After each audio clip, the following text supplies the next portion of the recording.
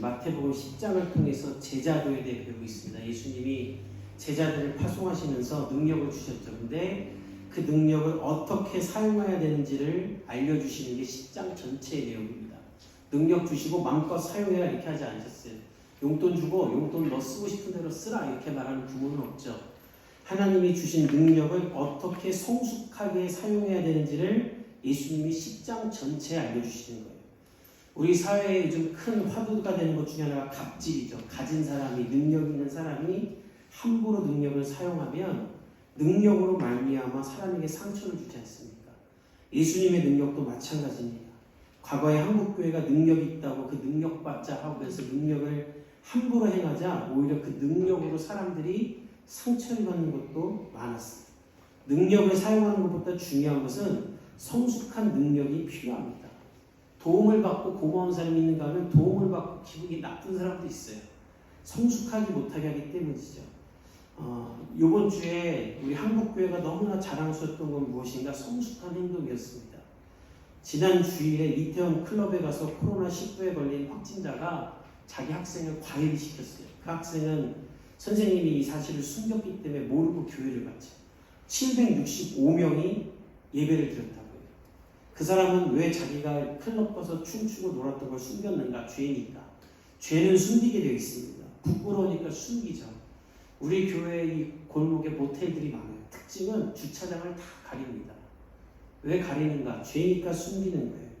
죄가 있는 곳에서 사람들은 자신을 숨깁니다. 그러나 빛은 숨기지 않는 줄 믿습니다. 그 교회는 본인들이 그런 일이 있었다는 걸 숨기지 않고 정부의 공고에 따라 765명이 전부 다 3일 만에 검사를 다 받았다는 거예요.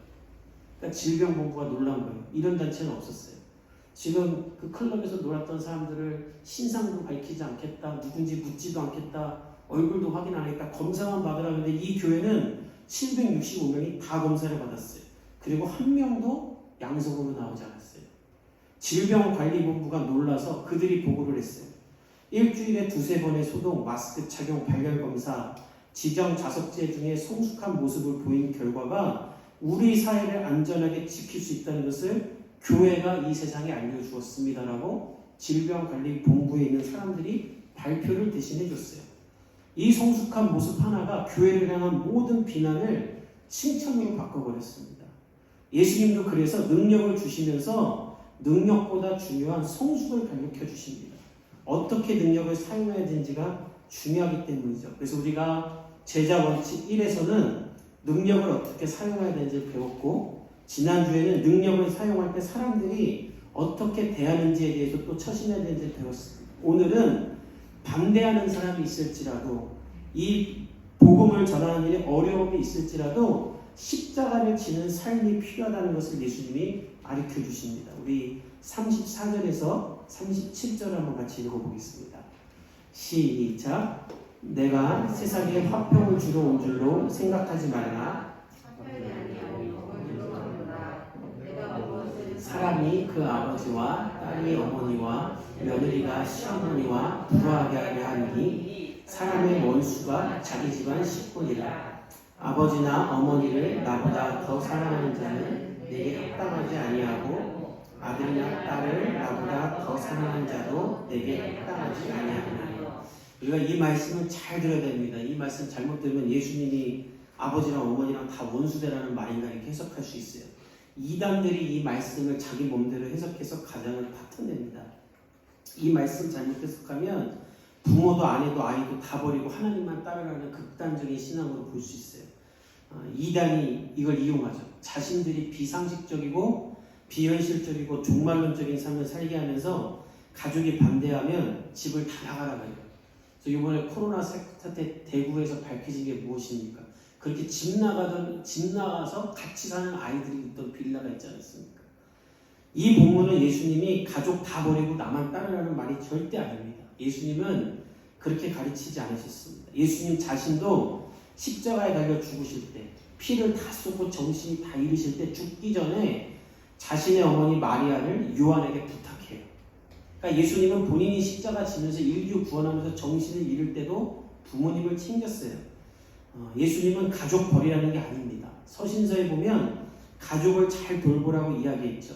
다만 예수님이 제자들에게 이야기하는 거예요. 너희가 나에게 받은 소명과 사명을 할 때 너무 많은 사람들을 고치고 그들을 행할 때 일시적으로 가족을 떠날 수가 있다. 그때 가족들이 반대할 수 있다. 다 이해하지 못할 수 있다. 그때에 무엇을 먼저 택해야 되는지 우선순위를 알려주시는 거예요. 교회에서 선교사 파송할 때 소명을 받았는데도 못 가는 청년들이 있어요. 부모님이 반대하기 때문이죠. 그때 교회가 부모 반대에 그냥 가라 이러지 않습니다. 부모님이 설득될 때까지 기다려라. 그렇다고 하나님께로부터 온 소명을 버려서는 안 되겠죠. 제가 고등부 담당할 때 우울증에 있던 아이가 수련회 가서 예수님을 만나고 선교사 되겠다고 간호학과를 갔어요. 부모님이 너무 좋아하셨어요. 4년이 지나서 간호학과 졸업하고 애가 진짜 선교사 가려고 하니까 부모님이 저를 만나자고 했어요. 무슨 일이세요? 우리 애가 진짜로 선교사 갈 줄 몰랐다고 막아달라고. 저는 그분을 안 좋게 이해하고 싶지 않아요. 그게 부모의 마음이죠. 이런 반대가 있죠. 실제로 우리나라에서 선교사를 가장 많이 파송한 교회 장로님과 식사를 한 적이 있어요. 그분이 그 교회 선교분과 위원이셨어요. 청년들을 1000명을 넘게 선교사를 보냈는데 어느 날 선교사 나가겠다는 지원서를 봤는데 자기 딸이 있었대요. 본인 허락을 안 받고 그걸 낸 거예요. 그래서 장로님이 그거를 취소시켜 버리셨답니다. 내 딸을 보낼 수 없다. 그래서 집에 와서 딸이 아빠가 너는 도저히 안 될 것 같아서 뺐다 했더니 그 딸이 이렇게 말했대. 너무 훌륭한 딸이었어요.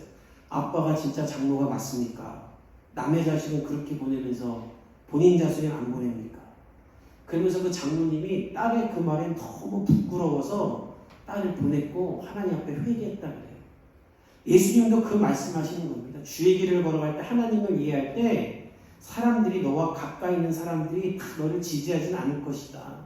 오히려 가까이 있는 데서 핍박할 수도 있다. 하나님의 말씀으로 절대적인 기준으로 살아갈 때 세상이 다 칭찬하지 않죠. 예수 믿고 변화받으면 다 핍박이 생깁니다. 너만 깨끗하냐? 너만 그렇게 살면 뭐가 다르냐? 유대인들도 그랬죠. 당시 이 제자들의 시대에도 이들이 예수님을 믿자 유대인들이 배교자로 여기고 출교를 시키려고 했어요. 그때 예수님이 말씀하시는 겁니다. 어떠한 어려움과 핍박이 올지라도 너희는 나를 따르라는 예수님의 명령인 거예요. 왜냐하면 제자들 각자에게 품으신 예수님의 소명이 있기 때문입니다. 그것이 38절에 나와 있어요. 우리 38절을 한번 같이 읽어보겠습니다. 시작. 또 자기 십자가를 지고 이 38절을 다시 읽으면 이렇게 되는 거예요. 모두가 자기 십자가를 지고 나를 따르는 것이 내게 합당하다는 거예요. 예수님은 어떠한 어려움이 와도 자기 십자가를 지고 나를 따르라고 합니다. 그럼 자기 십자가는 무엇인가? 십자가는 자기 부인을 상징하는 거예요. 나의 자아, 나의 욕망, 나의 유익, 나의 기쁨을 다 버리고 예수 그리스도를 따라가기로 결단하는 거예요. 왜? 예수님이 이것을 왜 명령하시는가? 예수님 자신이 먼저 이렇게 사셨기 때문이에요. 그 본문이 예배소서 2장에 있습니다. 우리 5절에서 8절까지 자막을 통해서 한번 같이 읽겠습니다. 시작. 너희 안에 이 마음을 품으라. 곧 그리스도 예수의 마음이니 그는 근본 하나님의 본체시나 하나님과 동등됨을 취할 것으로 여기지 아니하시고 오히려 자기를 비워 종의 형체를 가지사 사람들과 같이 계셨고 사람의 모양으로 나타나사 자기를 낮추시고 죽기까지 복종하셨으니 십자가에 죽으시리라. 오늘 사도 바울은 예수님을 어떻게 설명할까? 예수님이 먼저 자기 부인을 하셨다. 그러면서 5절에 너희 안에 이 마음을 품으라. 예수의 마음이 어떤 마음인가? 하나님과 본체시나 그 동등함을 취하지 아니하시고 자기를 비워 사람처럼 됐다. 사람의 눈높이를 맞추신 게 아니라 아예 사람이 되신 거예요. 그리고 자기를 부인하며 하나님과 동등한 것을 부인하며 십자가에 죽기까지 순종하셨다는 거예요. 예수님은 본인이 이렇게 하셨기 때문에 우리에게도 그렇게 하라는 것입니다. 왜? 자기 부인을 행할 때만이 하나님이 나에게 원하는 삶을 살 수 있기 때문이에요. 죄로 물든 나의 생각과 가치관을 버리고 이 세상에서 세상의 것을 꿈꾸며 사는 것이 아니라 하나님의 것을 취하고 하나님의 인생을 살겠습니다라는 것의 첫 걸음이 바로 자기 부인이기 때문입니다. 문제는 그리스도인들이 이것을 부담스러워해요. 예수님이 날 위해 죽으셨다는 건 너무 좋아하는데 예수님처럼 자기 십자가를 진다는 것은 어렵게 생각해요. 그러나 중요한 것이 있어요. 십자가를 지는 이 고난의 삶은 축복의 삶이고 승리의 삶인 줄 믿습니다. 예수님이 어떻게 말씀하시는가? 오늘 십자가를 지라고 하면서 그 앞에 한 단어가 있어요. 자기의 십자가를 지라. 원문을 보면 각각의 십자가를 지라는 거예요. 12제자를 파송하시면서 너희들은 나의 십자가를 나눠지자가 아니라 12제자 너희 각자가 져야 할 십자가가 있다는 거예요. 베드로는 베드로가 할 일, 안드레는 안드레가 할 일, 빌립은 빌립이 할 일, 각각이 져야 할 십자가가 있다는 거예요. 이것을 한 신학자가 이렇게 설명했습니다. 여러분 자신을 위해 기도할 때 모세나 다윗처럼 되게 해달라고 기도하지 마십시오. 하나님을 당신을 모세로도 다윗으로도 부르지 않았고 그렇게 만드실 생각도 없습니다. 하나님은 당신을 당신 자체로 부르셨습니다. 이게 무슨 말인가? 하나님은 제가 모세나 다윗처럼 되는 걸 원하시는 게 아니라 김진아가 김진아대로 살길 원하시는 거예요. 왜? 나를 향한 하나님의 특별한 계획과 사명이 있기 때문입니다. 저는 우리 교회에서 예배 드릴 때마다 여러분 각자에게 있는 이 사명을 발견할 수 있기를 예수님의 이름으로 축복합니다. 아멘. 곧 자기 부인이라는 단어만 들으면 나의 모든 것을 버려야 되는 것처럼 들리지만 자기 부인은 무엇인가? 결국 하나님의 소명을 받기 위한 하나님의 사람이 되기 위한 첫 걸음이라는 거예요. 그래서 존 스토트 목사님은 이렇게 말씀하셨어요. 자기 부인은 자기 중심성을 버림으로 하나님 중심성을 갖게 되는 것이다. 그 결과 하나님과의 교제하는 삶을 살게 되고 그 삶이 시작되면 내가 누구인지 내가 무엇을 해야 되는지를 하나님으로부터 알게 된다. 저와 여러분이 자기를 부인함으로 말미암아 하나님이 주시는 정체성을 얻게 되기를 예수님의 이름으로 축복합니다. 아멘. 많은 것을 가졌으나 어떻게 살아야 될지 모르는 것이 이 시대의 젊은이들이 하지 않습니까? 그러나 자기를 부인하면 하나님이 나에게 주신 사명을 깨닫기에 하나님이 주신 것을 이루게 되고 결국 승리하게 되는 거예요. 그것 또한 예수님이 우리에게 보여주셨습니다. 그 구절이 에베소서 2장 9절과 11절에 있어요. 우리 다시 한번 자막을 통해 한번 읽어보겠습니다. 9절부터 시작. 이러므로 하나님이 그를 지극히 높여 모든 일 위에 뛰어난 이름을 주사 하늘에 있는 자들과 땅에 있는 자들과 땅 아래에 있는 자들로 모든 무릎을 예수의 이름을 끊게 하시고 모든 입으로 예수 그리스도를 주라 시인하여 하나님 아버지께 영광을 돌리게 하셨느니라. 십자가에 달려 죽으신 주님이 죽음으로 끝난 것이 아니라 그분의 최후 결과는 하나님께서 높이시는 승리인 줄 믿습니다. 우리에게도 그런 것이 주어지는 거예요. 그래서 오늘 본문은 어떻게 얘기하는가? 오늘 마태복음 10장 39절을 한번 읽어볼까요? 시작. 자기 목숨을 얻는 자는 잃을 것이요 나를 위하여 자기 목숨을 잃는 자는 얻으리라.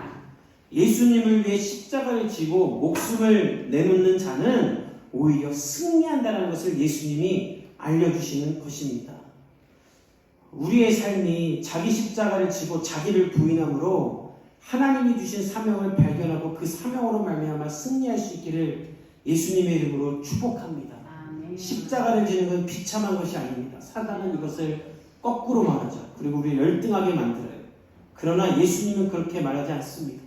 십자가를 지는 삶으로 말미암아 하나님이 나와 함께하고 있음을 깨달아 가난해도 부자 앞에 당당하고 미련해도 지혜로운 자 앞에 당당하고 작은 일을 해도 큰 사람 앞에 당당할 수 있는 것입니다. 왜? 그것이 하나님으로부터 온 사명이기 때문에 이 사명을 발견할 수 있기를 예수님의 이름으로 축복합니다. 그때 어떤 축복이 이루어지는가? 우리 40절에서 41절 한번 읽어봅시다. 시작. 너희를 영접하는 자는 나를 영접하는 것이요 나를 영접하는 자는 나를 보내신 이를 영접하는 것이니라. 선지자의 이름으로 선지자를 영접하는 자는 선지자의 상을 거둘 것이요 의인의 이름으로 의인을 영접하는 자는 의인의 상을 받을 것이요. 오늘 예수님 말하세요. 자기를 부인하며 십자가를 지는 삶을 살 때 너희를 영접하고 대접해주는 사람들이 있을 것이다. 그들의 영접은 너희를 영접하는 것이 아니라 너희를 제자로 삼고 파송한 나를 영접하는 것이 될 것이고 뿐만 아니라 나를 보내신 하나님을 영접하는 자가 될 것이다. 우리가 이 세상에서 하나님의 종으로 살 때 받는 위로와 상은 하나님의 제자라는 정체성을 받는 대접과 영접이 있는 줄 믿습니다. 또 반면에 우리도 이렇게 하나님의 사람들을 대접해야 되는 것이죠. 이 두 가지가 저는 우리 교회 가운데 다 있기를 원해요. 우리가 복음을 전하기 위해 하나님의 나라를 위해 이 개척교회를 섬길 때 많은 분들이 우리를 돕고 있죠. 그러나 우리는 개척교회니까 당연히 받아야 돼 이렇게만 생각하는 것이 아니라 우리 또한 이런 귀한 일을 하는 사람들을 섬기고 돌봐야 되는 거예요.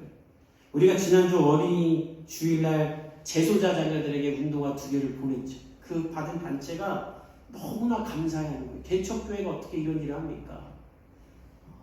아주 작은 것이지만 그 작은 것에서부터 우리가 하나님의 사람들을 돌보고 그들을 후원해야 되는 겁니다. 그게 십자가 지는 거라고 예수님이 오늘 42절에 알려주세요. 우리 42절 한번 읽어봅시다. 시작. 또 누구든지 제자의 이름으로 이 작은 자 중 하나에게 냉수 한 그릇이라도 주는 자는 내가 진실로 너희에게 이르노니 그 사람이 결탄코 상을 잊지 아니하리라 하십니다. 예수님이 십자가 주는 삶은 무엇인가를 이 42절에 알려주세요. 거창하게 막 뜬구름 잡는 이야기하면서 오지에 가서 복음 전하겠다 이런 것이 아니라 그저 작은 사람에게, 이 작은 사람은 원문을 보면 나이 어린 사람을 뜻하지만 가장 소외되고 어려운 사람들을 말합니다. 이런 사람들에게 복음을 전하면서 그저 물 한 컵 주는 것이 십자가를 지는 삶이라고 예수님이 알려주시는 거예요.